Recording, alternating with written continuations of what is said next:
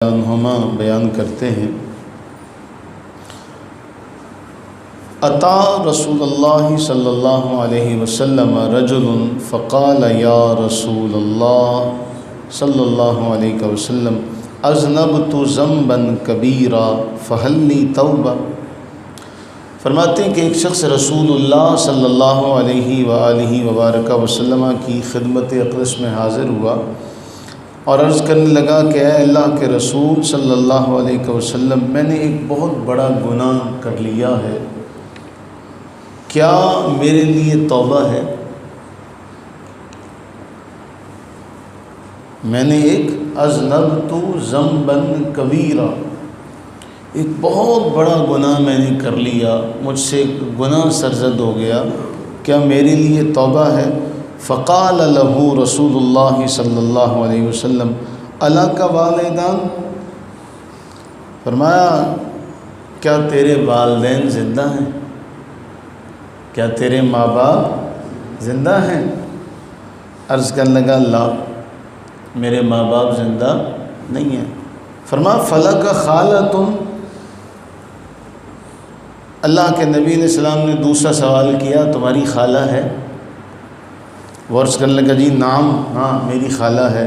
فقال رسول اللہ صلی اللہ علیہ وسلم فبرھا اذن، فرمایا جاؤ اور ان کے ساتھ حسن سلوک کرو، جاؤ اور ان کے ساتھ حسن سلوک کرو۔ اس نے سوال کیا کیا تھا؟ عرض یہ کیا تھا کہ مجھ سے ایک گناہ سرزد ہو گیا ہے، ایک بہت بڑا گناہ، اور میں اس کے لیے حاضر ہوا، تو کیا توبہ کی کوئی گنجائش ہے؟ تو سب سے پہلا سوال یہ کیا کہ کیا ماں باپ زندہ ہیں؟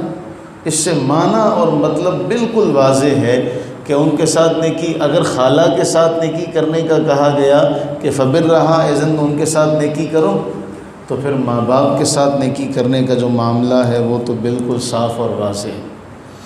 اب یہ فلسفہ کیا ہے، اس کو ہم نے سمجھنا۔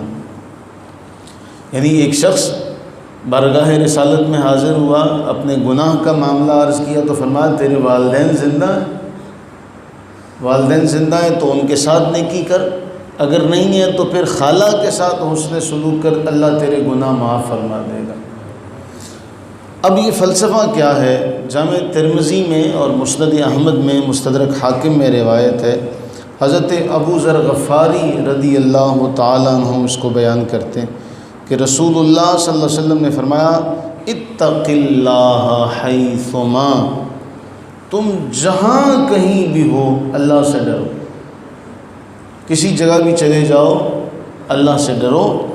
اور ایک جملہ بہت ہی کمال کا ہے، فرمایا وَأَتْبِعِ السَّيِّئَةَ الْحَسَنَةَ تَمْحُهَا، اور اگر برائی ہو جائے، کبھی کوئی گناہ سرزد ہو جائے، توبہ کرو، تلافی کرو اس کی، اس کے بعد نیکی کرو۔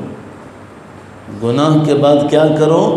نیکی کرو، اور وہ نیکی جو ہوگی اس برائی کو مٹا دیں۔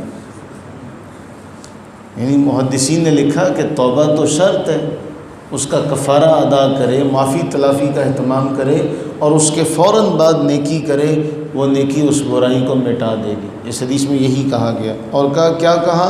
خالق الناس بخلق حسن، مخلوق کے ساتھ اچھے اخلاق سے پیش آؤ۔ یعنی اس روایت میں فرمایا کہ جہاں کہیں بھی ہو اللہ سے ڈرو، اور برائی کے بعد نیکی کرو، یہ نیکی برائی کو مٹا دے گی، اور لوگوں کے ساتھ اچھے اخلاق سے پیش آؤ۔ کتنا اہم فرمان ہے، اور اس فلسفے کو ہم سمجھ جائیں کہ اگر گناہ سرزد ہو جائے تو اس کے بعد اللہ کے نبی علیہ السلام نے کیا فرمایا؟